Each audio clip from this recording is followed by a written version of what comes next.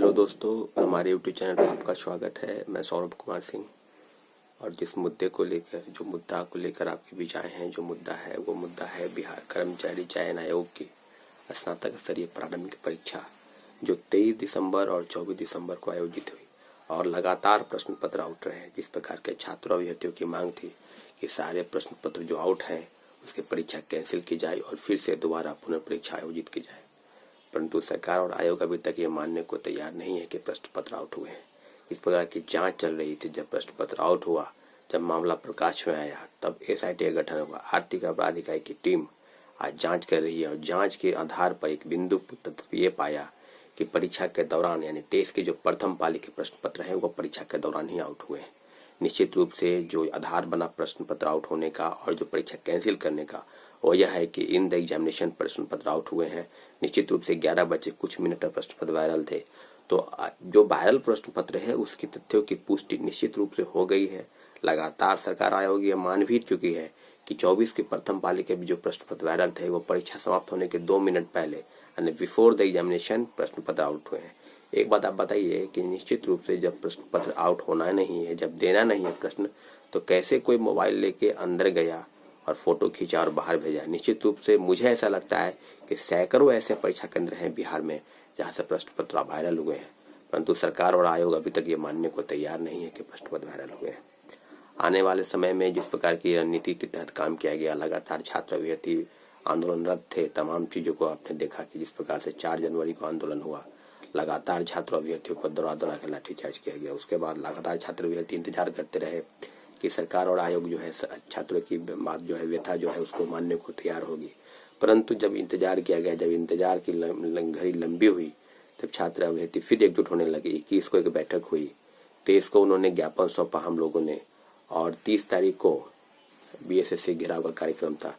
निश्चित रूप से जिस प्रकार से पुलिस प्रशासन और आयोग वहां पर काम कर रही थी, छात्रों अभ्यर्थियों को दौड़ा दौड़ा कर दूर दूर से उन्हें भगा दिया जाता था और लगातार यह बात कही जा रही थी कि तुमको हम FIR कर देंगे, तुमको फंसा देंगे, जेल भेज देंगे, तुम यहाँ से भागो। लगातार आयोग और प्रशासन जिस प्रकार से काम कर रही है, निश्चित रूप से छात्रों और अभ्यर्थियों के बाग सुनने को तैयार नहीं है। एक चीज हम आपको बता दें, एक चीज आपको हम बता दें कि अभ्यर्थी और सरकार की तरफ से जो बातें कही जा रही है वो यही कि निश्चित रूप से आने वाले समय में अभी जो बातें आ रही है वो यही कि छात्रों अभ्यर्थियों की जो डिमांड है वो लगातार बढ़ती जा रही है। एक चीज आपको हम सीधे से कहते हैं कि जो लड़ाई है वो छात्रों और अभ्यर्थियों के बीच की बात है, और छात्र और अभ्यर्थी अभी तक इस बात के लिए लगातार कह रहे हैं कि ऑल शिफ्ट परीक्षा कैंसिल होनी चाहिए, कोर्ट जाने।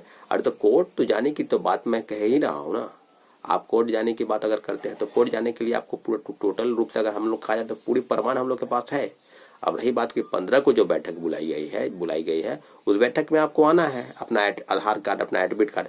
अगर अब भी अगर नहीं आते हैं, आप चूक जाते हैं कहीं किसी कारण से, बोलिए कि मैं नहीं आऊंगा तो ऑल शिफ्ट नहीं होगा, तो अब क्या होगा, तो इस तरह की बातें अगर होगी तो बिल्कुल निश्चित रूप से कुछ नहीं होगा। फिर आपने अपने घर में कम से कम 100 पिटिशनर चाहिए।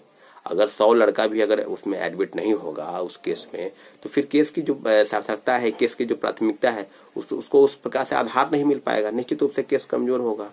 लेकिन लगातार ये बातें कही जा रही है कि हमने ये कहा, उसने ये कहा, तो इस तरह की चीजें बिल्कुल नहीं होगी। आप आएंगे, निश्चित रूप से आएंगे। अभी 12 को यानी परसों बीपीएससी का पीटी परीक्षा है। एक चीज आपको भी हम कल की वीडियो के माध्यम से बताए थे, आज भी आपको मैं बता रहा हूँ कि बीपीएससी की परीक्षा जब देने आप जाएंगे और जब निकलेंगे, परीक्षा अच्छे तरीके से दीजिए। निश्चित रूप से आपको ढेरों शुभकामनाएं हैं परीक्षा के संदर्भ में। मेरी भी परीक्षा है, मैं भी परीक्षा में शामिल होऊंगा, हम भी जा रहे हैं परीक्षा देने। तो निश्चित रूप से जो बातें हैं वो इसका आधार ये है कि जब परीक्षा देकर आप जब निकलेंगे, जब परीक्षा देकर आप निकलेंगे, तो एक चीज आप जरूर ध्यान देंगे कि परीक्षा के बाद आप ये मानेंगे कि एक वीडियो आप बनाएंगे, 150 जमा हो जाएंगे और वीडियो बनाएंगे और वीडियो के माध्यम से ये बताने का प्रयास करेंगे कि निश्चित रूप से जो बातें होगी, निश्चित रूप से जो बात आएगी, उसका आधार यही होगा कि आप वीडियो के माध्यम से सरकार आयोग तक अपनी बात पहुंचाने का प्रयास करेंगे। आज प्रेस कॉन्फ्रेंस, एक बात आपको हम बता देंगे, लगातार हम कमेंट देख रहे हैं और ये बता रहे हैं कि ऑल शिफ्ट होना चाहिए, अब क्या होगा, आप बेकार में लगे हुए हैं, कोई चेहरा चमकाने की बात कर रहे हैं। तो इस तरह का अनर्गल प्रलाप आप करना बंद कीजिए। एक बात आपको हम स्पष्ट कह देते हैं कि अनर्गल प्रलाप अगर आपको है तो आप ही लीड कीजिए ना, आप ही आगे आइए स्वतः। और हमसे जो मदद मांगते हैं आप मांगिए मदद, हम मदद के लिए तैयार हैं। लेकिन इस तरह का जो प्रलाप कीजिएगा ना कि अब क्या होगा आगे, अरे अंत तक लड़ेंगे हम। 5 मार्च को एग्जाम है, उसको स्टे कराने के लिए हम लोग कोर्ट का सहारा लेंगे, क्यों नहीं लेंगे।